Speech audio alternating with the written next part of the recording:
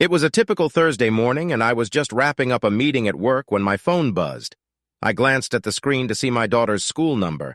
Confused, I answered quickly, my heart pounding a bit faster than usual. "Mr. Thomas," came the voice of my daughter's teacher, Miss Smith. "Your daughter isn't feeling well. Could you come pick her up immediately?" I promised to be there as soon as possible and hung up, my mind racing. I tried calling my wife Megan multiple times, but each call went straight to voicemail. Typical, I thought. She was always unreachable when it mattered most. I hurried to the school, picking up my daughter and taking her to the doctor. It turned out to be a minor stomach bug, nothing serious. Once I got her settled at home with some soup and cartoons, I couldn't shake the frustration of not being able to reach Megan. I decided to pay her a surprise visit at work, thinking it might finally make her realize she needed to be more available. When I arrived at her office building, my stomach churned with an odd sense of dread. I walked through the entrance, greeted by the sterile smell of office air conditioning and the quiet hum of productivity. I made my way to her department, my heart racing as I approached her desk. It was empty. She might be in the break room, a coworker suggested, pointing me in the right direction. I headed down the hallway towards the break room, but as I got closer, I heard soft giggles and whispers. The door was slightly ajar, and I peeked inside, my blood turning to ice. There she was. Megan, in the arms of a man I didn't recognize. They were locked in a passionate embrace, completely oblivious to the world around them. My jaw dropped, and a wave of nausea hit me. My wife, the woman I had loved and trusted for years, was cheating on me right here at her workplace. Anger and betrayal surged through me, and before I could stop myself, I burst into the room. "What the hell is going on here?" I shouted, my voice echoing off the walls. Megan and her lover sprang apart, their faces a mix of shock and guilt. Megan's eyes widened as she saw me, but she quickly regained her composure, her expression turning cold. "Jack, it's not what it looks like," she stammered, but the lie was evident in her voice. I couldn't contain my fury. "Not what it looks like. You're in his arms, Megan. How long has this been going on?" Her lover, a smug-looking guy with a neatly trimmed beard, stepped forward, trying to play the hero. "Hey, man, calm down. Let's talk about this. Shut up!" I snapped my eyes, never leaving Megan's. "How long, Megan?" She hesitated, then finally admitted, "A few months, a few months." My mind reeled. How could she betray me like this? I had always suspected something was off, but I never imagined this. I turned to leave, needing to get out of there before I did something I'd regret. As I walked away, Megan called after me.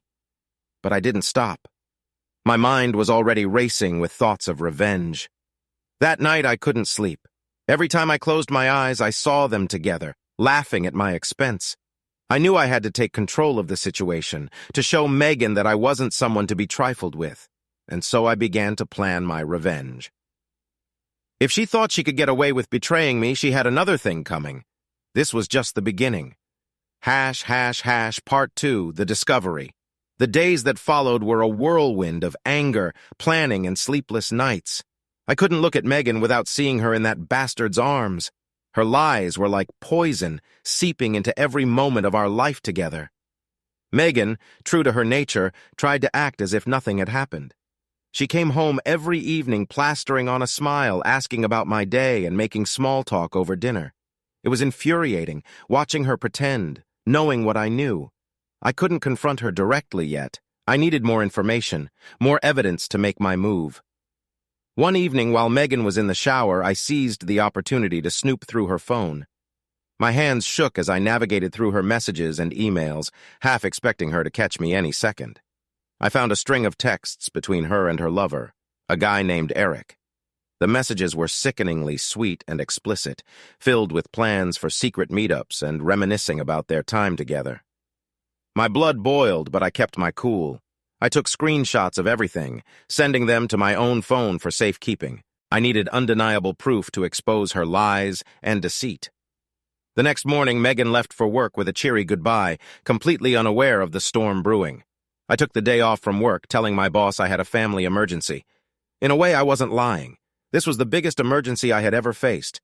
I drove to Eric's apartment, determined to confront him directly. My fists clenched around the steering wheel as I parked and walked up to his door. I pounded on it, feeling a twisted sense of satisfaction at the sound of my anger echoing in the hallway. The door opened, and there stood Eric, looking as smug as ever. "Jack, right?" he said with a smirk. "What brings you here?" Without a word, I shoved my phone in his face, showing him the screenshots of their messages. His smirk faltered, but only slightly. "You think you can just sleep with my wife and get away with it?" I growled. "You think you're untouchable?" Eric's expression turned cold. "Look, Jack, it's not personal. Megan and we just connected. You should talk to her, not me." "Talk to her?" I snapped. "You're as guilty as she is. You both deserve to face the consequences."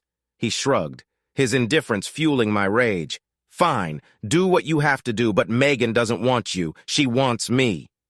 I punched him, a solid blow to his jaw. He staggered back, clutching his face, but I wasn't done. I grabbed him by the collar, shaking him. "Stay away from my wife. This is your final warning." Leaving him in a heap, I stormed out, feeling a grim sense of satisfaction. The next step was to confront Megan with the evidence. She couldn't lie her way out of this one. That evening, I waited for her to come home, the screenshots printed and laid out on the dining table. When she walked in, she froze, her eyes darting from the evidence to my face. "Jack, what is this?" she asked, her voice trembling. I stood up, facing her. "It's your lies, Megan, your betrayal. How long did you think you could keep this up?" Her facade crumbled, and she burst into tears. "I'm sorry, Jack. I never meant to hurt you. It just happened." "Sorry doesn't cut it," I said coldly. "You destroyed our marriage. You destroyed me. We argued late into the night, her tears and pleas falling on deaf ears. I was done being the fool. I needed to protect myself to get out of this mess she had created." The next morning, I contacted a divorce lawyer. Megan's betrayal would not go unpunished. This was just the beginning of her reckoning. Days turned into weeks, and I became a master of deception. Megan's attempts to mend our broken marriage were met with cold indifference. She had no idea that I was already several steps ahead, meticulously plotting her downfall.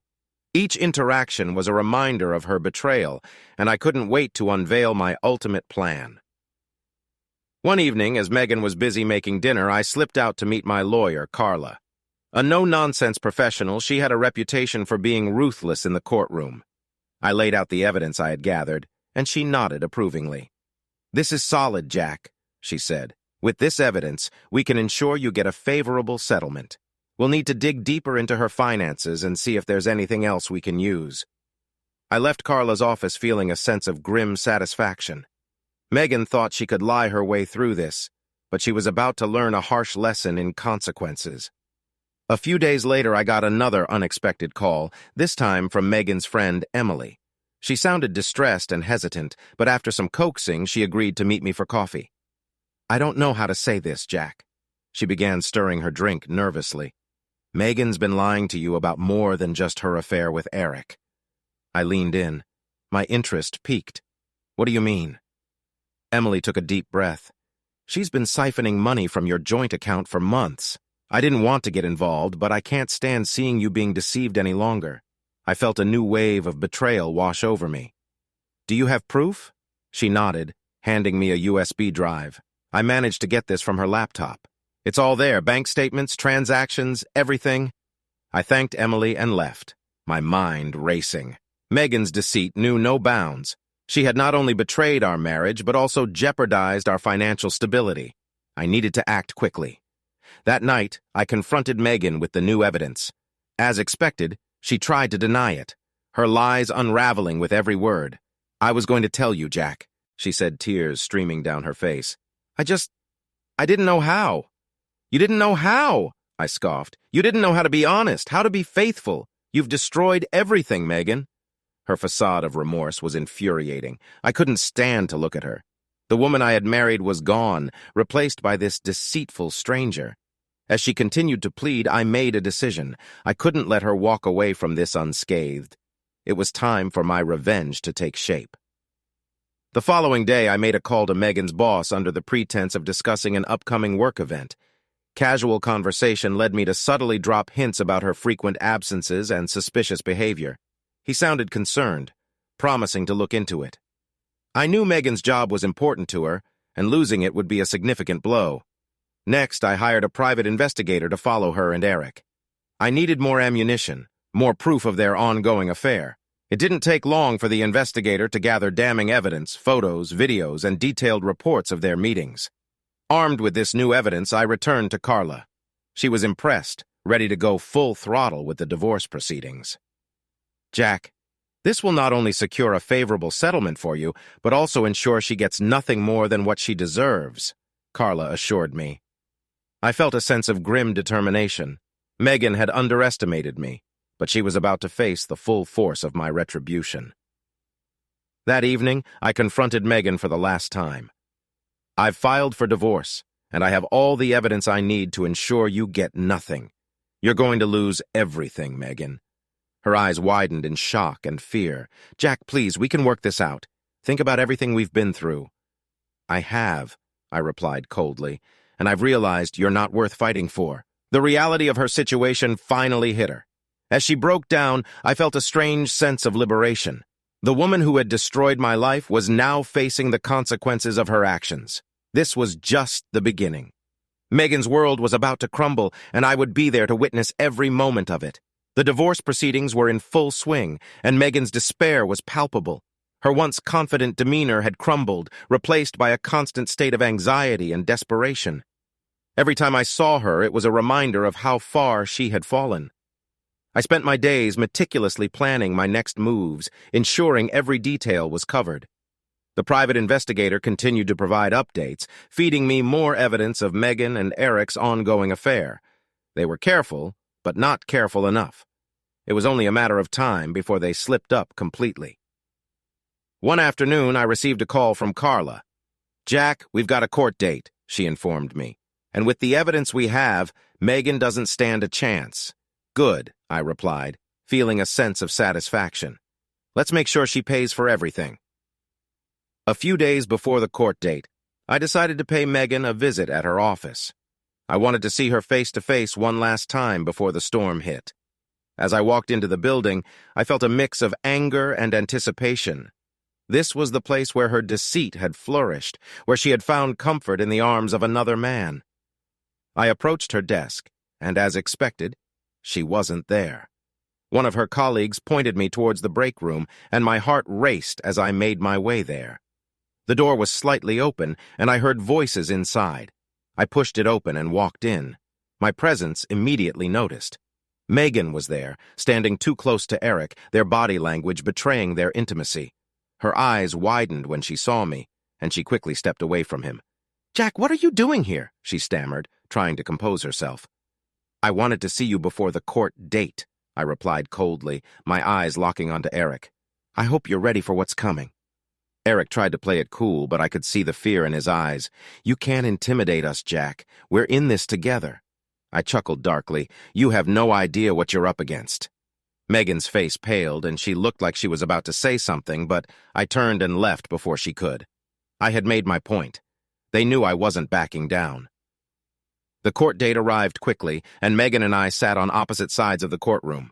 Carla was by my side, her confidence a stark contrast to Megan's nervous attorney. The evidence we had gathered was overwhelming, and as it was presented, I watched Megan's facade crumble piece by piece, photos, videos, bank statements, all laid bare for the court to see. Megan's deceit was exposed in all its sordid detail. Her attorney tried to mitigate the damage, but it was futile. The judge's expression grew stoner with each new piece of evidence. When it was Megan's turn to speak, she broke down in tears, pleading for leniency. "I made a mistake," she sobbed. "I never meant to hurt Jack. I don't know what I was thinking." But her tears did nothing to sway the judge. The ruling was swift and decisive. I was granted a favorable settlement, and Megan was left with nothing but the consequences of her actions. As we left the courtroom, Megan approached me, her eyes red and swollen. "Jack, please," she begged. "Can't we find a way to work this out?" I looked at her, feeling nothing but a cold detachment. "There's nothing left to work out, Megan. You destroyed everything we had." She collapsed into sobs, but I turned away, walking out of the courtroom with Carla. The weight of betrayal was finally lifting, replaced by a sense of closure. But I wasn't done yet. Megan still had her job, and I knew that losing it would be the final nail in the coffin. I called her boss again, this time with the full details of her affair and her financial misconduct. It didn't take long for them to take action. A week later, Megan was fired. She called me in a state of hysteria, but I ignored her calls. I had nothing left to say to her. I felt a strange sense of satisfaction as I watched her life fall apart. She had underestimated me, thinking she could lie and cheat without facing the consequences. But she was wrong. I had taken control, and now she was the one left to pick up the pieces. The chapter with Megan was closing, but I knew that moving forward wouldn't be easy. The scars of her betrayal would take time to heal, but I was ready to start anew. This was my chance to rebuild, to find happiness again, and I wasn't going to let her past actions hold me back. As I stood in the remnants of our shattered life, I felt a newfound sense of freedom. Megan's deceit had been a dark chapter, but it was over. Now it was time to turn the page and embrace the future. With the divorce finalized and Megan's life in ruins, I felt an overwhelming sense of liberation. It was like a heavy weight had been lifted off my shoulders, and I was finally free to rebuild my life without the shadow of her betrayal hanging over me. However, moving on wasn't as straightforward as I had hoped. The scars of Megan's infidelity were deep, and trust was something I found hard to give.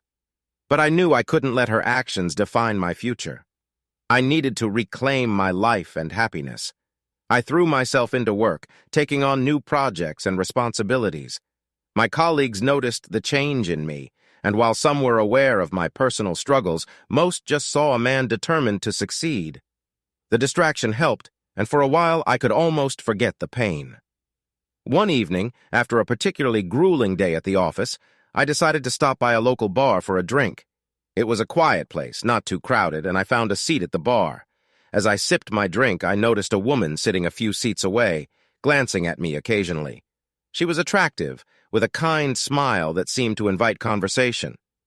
"Rough day?" she asked, moving to the seat next to me. I chuckled. You could say that, just needed to unwind a bit. We struck up a conversation, and I learned her name was Lisa. She was a graphic designer recently moved to the city for a new job.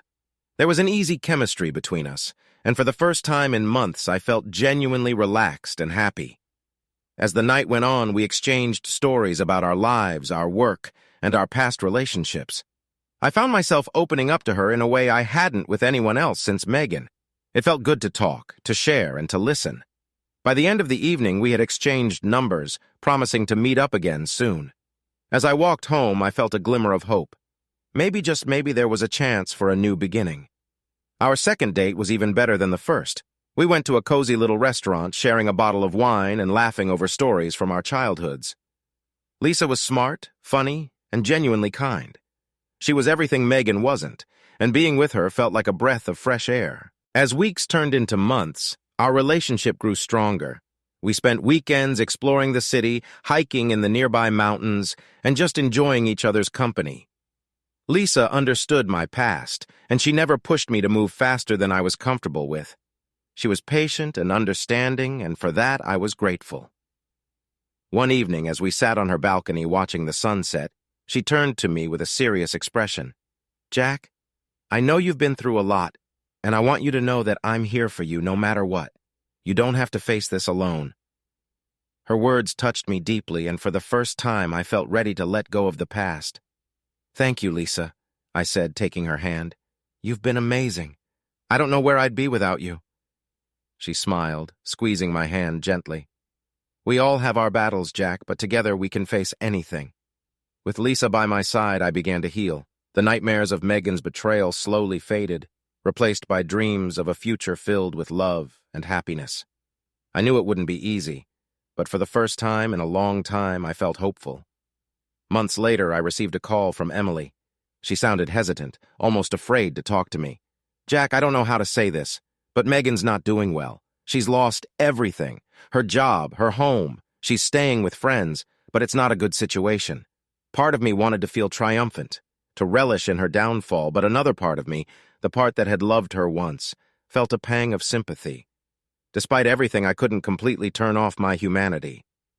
"Thanks for letting me know, Emily," I said, "but I can't get involved. She made her choices, and now she has to live with them." Emily sighed. "I understand, Jack. I just thought you should know." I hung up, feeling a strange mix of emotions. Megan's life was a mess, and while I felt some satisfaction in that, I also felt a twinge of pity. She had made her bed, and now she had to lie in it. Lisa noticed my somber mood that evening and asked what was wrong. I told her about the call, and she listened quietly, her hand resting on mine.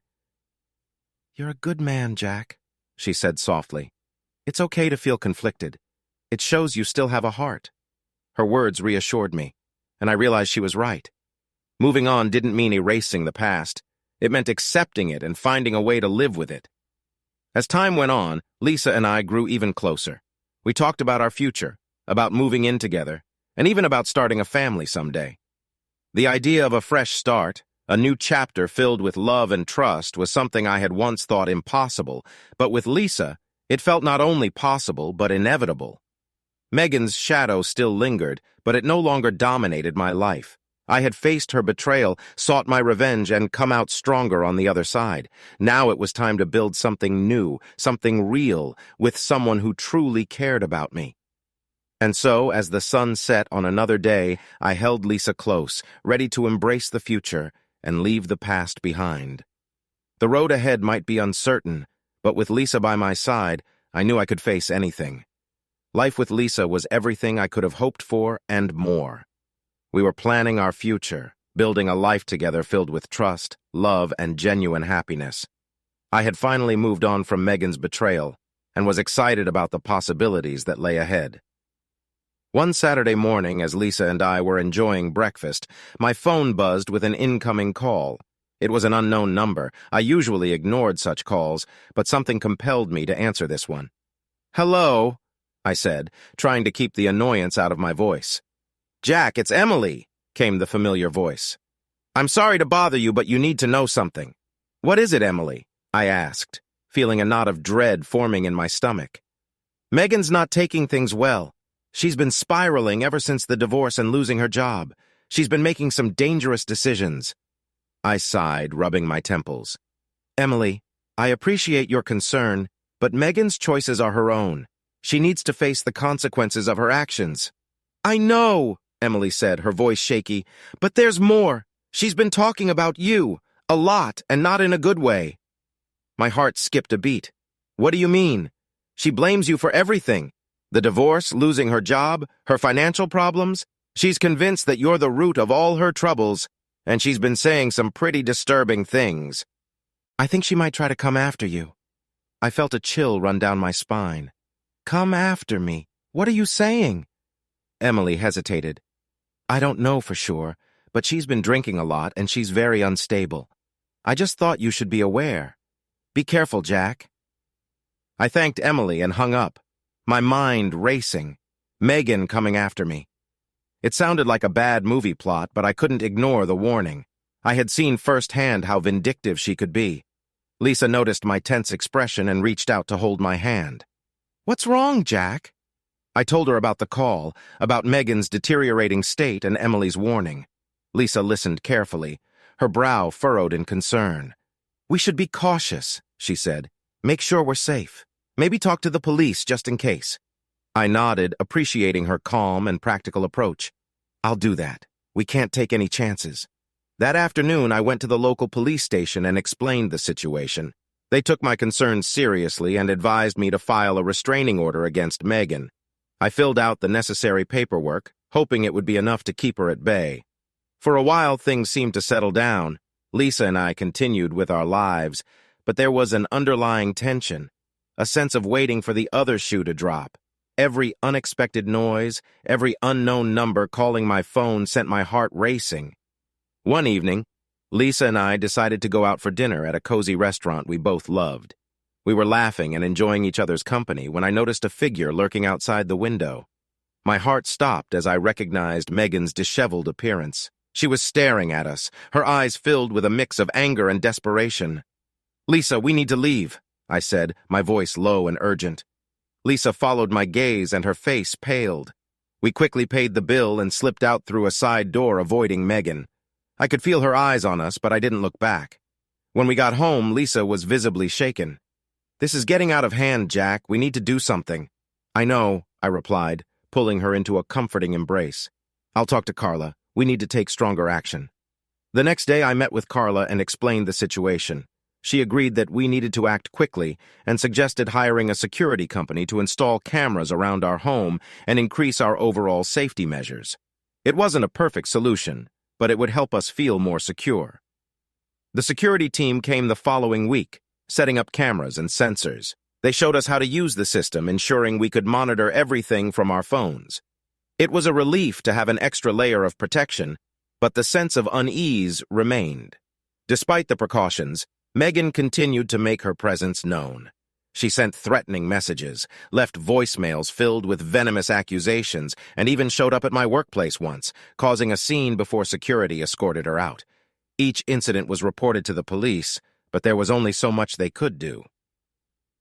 The final straw came one night when Lisa and I were woken by the sound of shattering glass. I jumped out of bed, my heart pounding, and rushed downstairs to find a brick lying in our living room surrounded by shards of broken window. Attached to the brick was a note in Megan's handwriting. "You took everything from me. Now, it's my turn." Lisa was terrified, and I was beyond furious.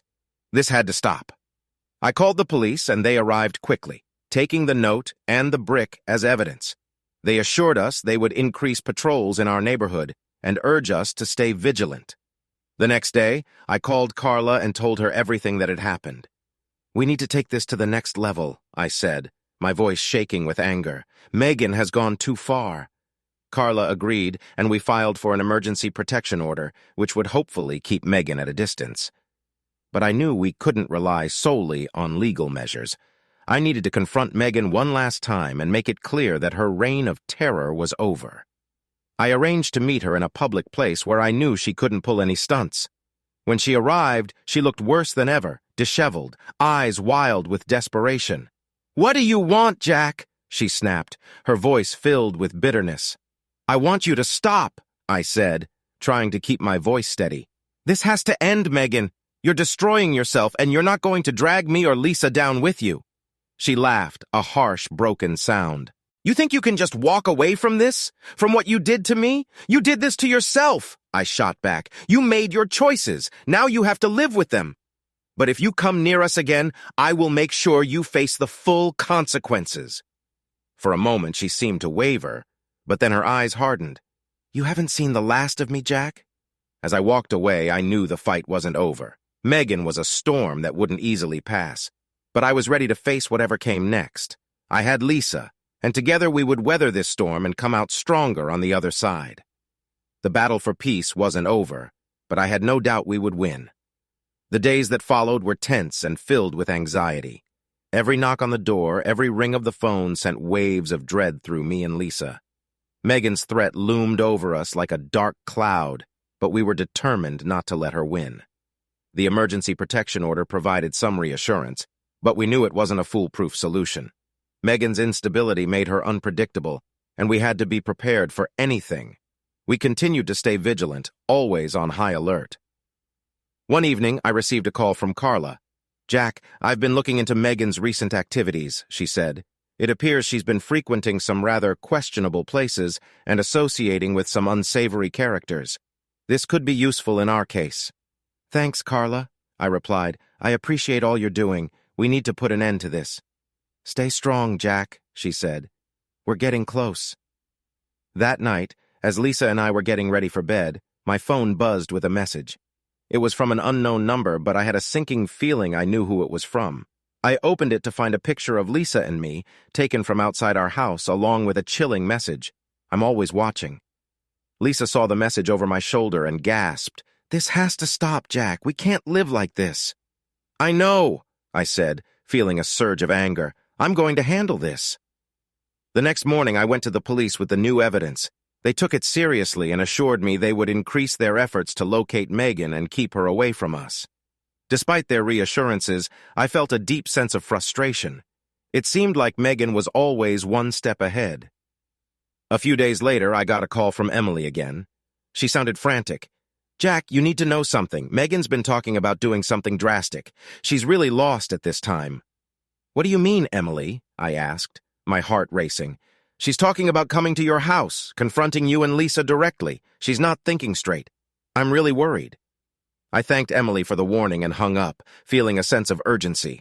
I needed to protect Lisa and myself from whatever Megan had planned. I immediately called the police, informing them of the new threat. They promised to send an officer to patrol our neighborhood and advise us to stay indoors and keep all doors and windows locked. That evening, Lisa and I sat in the living room, our nerves on edge. We had the security cameras pulled up on our phones, watching for any sign of Megan. The tension was palpable, and every sound seemed amplified. Hours passed, and just when we thought the night might pass uneventfully, the doorbell rang. We both froze, staring at each other in fear. "Stay here," I whispered to Lisa. "I'll see who it is." I cautiously approached the door, checking the security camera feed on my phone. There she was, Megan, standing on our doorstep, looking disheveled and wild-eyed. I could see the madness in her eyes even through the camera lens. "Megan, go away!" I called through the door. "You're not welcome here." "Jack, please," she pleaded, her voice muffled. "I just want to talk. Let me in." "You need to leave," I said firmly. "I've called the police." Suddenly, she started pounding on the door, screaming, "You ruined my life, Jack. You took everything from me. Let me in or I'll make you pay." Lisa appeared beside me, her face pale. "Jack, we need to call the police again. She's out of control." I nodded, dialing 911 as Megan continued to rant and rave outside. The dispatcher assured me that officers were on their way, but it felt like an eternity waiting for them to arrive. Megan's screams grew more desperate, and I could hear her kicking the door. "You can't hide from me. I'll find a way in." Finally, the sound of sirens filled the air, and I saw the flashing lights of police cars pulling up to our house. Officers quickly surrounded Megan, restraining her and pulling her away from the door. She fought them, screaming my name, but they managed to subdue her and lead her away. Lisa and I stood there, shaken but relieved. The nightmare was finally coming to an end. The next day, Carla called with an update. Megan's been taken into custody and will be undergoing a psychiatric evaluation. Given her state, it's likely she'll be placed in a facility where she can get the help she needs. "Thank you, Carla," I said, feeling a mix of relief and sadness. Despite everything, I didn't want Megan to suffer. I just wanted her out of our lives. Lisa and I took a few days off work to recover from the ordeal. We spent time together talking about our future and reaffirming our commitment to each other. The threat of Megan was finally gone, and we could focus on building a life free from fear and anxiety. Months passed, and life slowly returned to normal. Megan was kept in a secure facility, receiving the treatment she desperately needed. The legal proceedings were wrapped up, and the restraining order ensured she couldn't come near us again. Lisa and I grew stronger through the experience. Our bond was unbreakable, forged in the fire of adversity. We continued to plan our future, and one evening, as we watched the sunset from our balcony, I got down on one knee and proposed. "Lisa, you've been my rock, my anchor through everything. Will you marry me?" Tears filled her eyes as she nodded. "Yes, Jack, 1,000 times, yes." As we embraced, I felt a sense of peace and fulfillment. The dark chapter with Megan was finally closed, and a new, brighter one was beginning. We had faced the storm and emerged stronger, ready to embrace whatever the future held. Lisa and I dove into wedding planning with excitement and joy. It felt surreal to be starting this new chapter together, especially after everything we had been through. Our relationship had been tested in ways we never could have imagined, but we had come out the other side stronger and more in love than ever. As we moved forward, I made a conscious effort to put the past behind me. Megan was receiving the help she needed, and I had to accept that and focus on my future with Lisa. We decided to have a small, intimate wedding with just close friends and family, a celebration of our love and resilience. The day of the wedding arrived, and as I stood at the altar watching Lisa walk down the aisle, I felt an overwhelming sense of gratitude. She looked stunning in her dress, her smile radiant and full of happiness. When she reached me, we joined hands, and I knew without a doubt that this was where I was meant to be. The ceremony was beautiful, filled with heartfelt vows and joyous tears. As we exchanged rings and sealed our union with a kiss, the cheers of our loved ones echoed around us. It was a perfect moment, one I would cherish forever. The reception was held at a charming vineyard with twinkling fairy lights and a warm, rustic atmosphere. We danced, laughed, and celebrated late into the night, surrounded by the people who had supported us through everything. As the evening wound down, Lisa and I slipped away to a quiet corner of the vineyard, holding each other close and watching the stars. "This is just the beginning," she whispered, her eyes shining with love. "Our adventure is only starting." "I couldn't ask for a better partner," I replied, kissing her gently. "I love you, Lisa." Life as newlyweds was blissful. We moved into a new home, a beautiful place where we could build our future together. It was a fresh start in every sense, free from the shadows of the past. We filled our days with love, laughter, and new experiences, savoring every moment. One day, a few months after the wedding, Lisa came home with a big smile on her face. "Jack, I have some news," she said, her excitement palpable. "What is it?" I asked, curious. "We're going to have a baby," she announced, tears of joy streaming down her cheeks. My heart swelled with happiness, and I pulled her into a tight embrace. "A baby! That's incredible, Lisa. I'm so happy." The news of our growing family brought a new level of joy and anticipation to our lives. We prepared for the arrival of our child with enthusiasm, decorating the nursery and making plans for the future. Every kick and flutter from Lisa's belly filled me with awe and excitement. As Lisa's due date approached, I couldn't help but reflect on how far we had come. The dark days of betrayal and fear seemed like a distant memory, replaced by a profound sense of hope and love. The day finally arrived, and as I held our newborn daughter in my arms, I felt a wave of emotions wash over me. She was perfect, a symbol of our love and the strength we had found together. "Welcome to the world, little one," I whispered, tears of joy in my eyes. "You're so loved." We named her Emily, after the friend who had helped us through some of our darkest times. She was a beacon of light in our lives, and we were determined to give her the best possible future. Parenthood brought its own set of challenges, but Lisa and I faced them together, united in our love for each other and our daughter. Watching Emily grow and discover the world was a constant source of wonder and joy. One evening, as we sat in the living room, Emily sleeping peacefully in her crib, Lisa took my hand. "We've come so far, Jack. I'm so grateful for everything we have." "Me too," I replied, squeezing her hand. "I wouldn't trade our journey for anything." As I looked around at our home, our family, and the life we had built, I felt a deep sense of contentment. The past had shaped us, but it didn't define us. We had found our way through the darkness and emerged stronger, ready to face whatever the future held. With Lisa and Emily by my side, I knew I could handle anything. Our story was one of resilience, love, and new beginnings, and I couldn't wait to see what the next chapter would bring. Life had settled into a beautiful routine with Lisa and Emily. Our days were filled with the laughter of our growing daughter and the quiet moments of contentment that come with a strong, loving marriage. I felt like the luckiest man alive, having navigated through the storm and found peace on the other side. However, life has a way of throwing curveballs when you least expect them. One evening, as Lisa and I were preparing dinner, my phone buzzed with an unknown number. I frowned, glancing at the screen. It wasn't often I got calls from numbers I didn't recognize.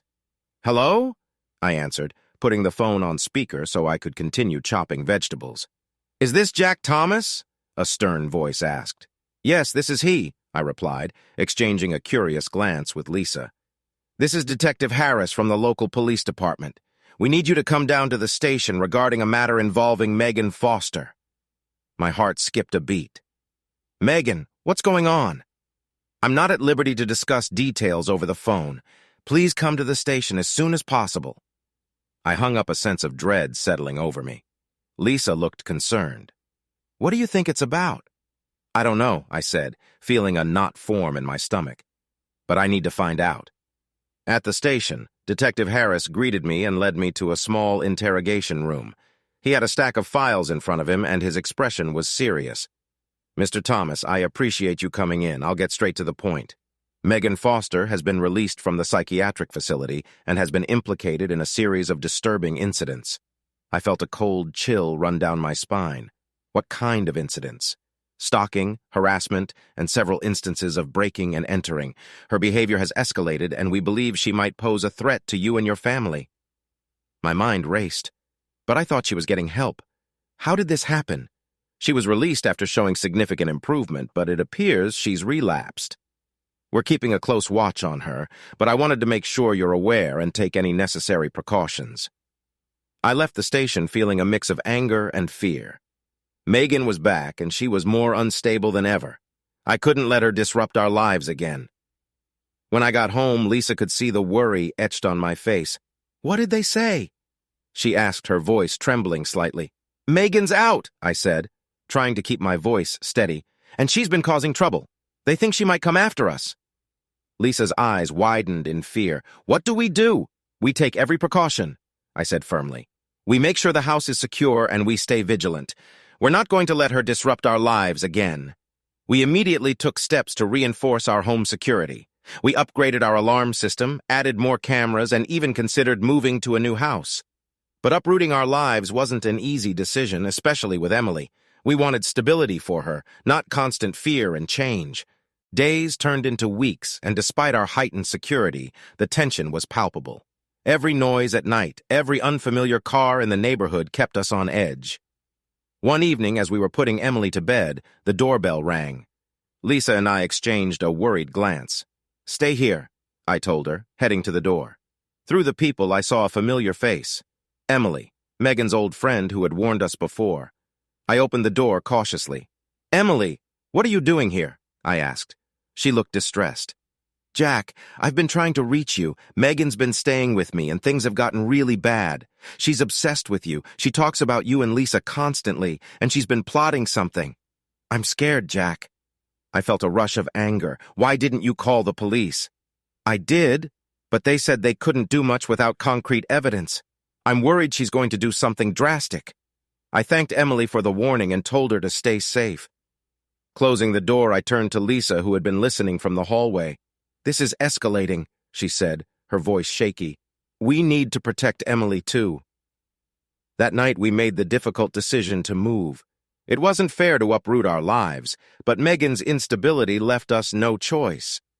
We contacted a real estate agent and began the process of finding a new home in a different part of the city, somewhere we could start fresh without the constant fear of Megan lurking in the shadows. In the meantime, we tightened our security measures even further. I worked from home more often to be there for Lisa and Emily, and we leaned on our friends and family for support. One afternoon, as I was packing up some boxes, my phone buzzed with a message. It was from Megan. I hesitated before opening it, my heart pounding. The message was simple, but chilling. "You can't hide from me. I'll find you." I showed the message to Lisa, and we immediately reported it to the police. They assured us they were doing everything they could to locate Megan and keep her away from us, but it felt like a weak reassurance in the face of her relentless pursuit. The next few weeks were a blur of packing, house hunting, and constant vigilance. Lisa and I took turns watching the security feeds, and we never left Emily alone for a second. Finally, we found a new home, a beautiful house in a quiet, secure neighborhood. It was everything we had hoped for, a place where we could start over and rebuild our lives without the shadow of Megan hanging over us.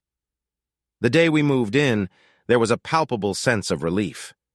We set up the security system, unpacked, and tried to settle into our new normal, but the fear lingered, a constant reminder of the threat Megan posed.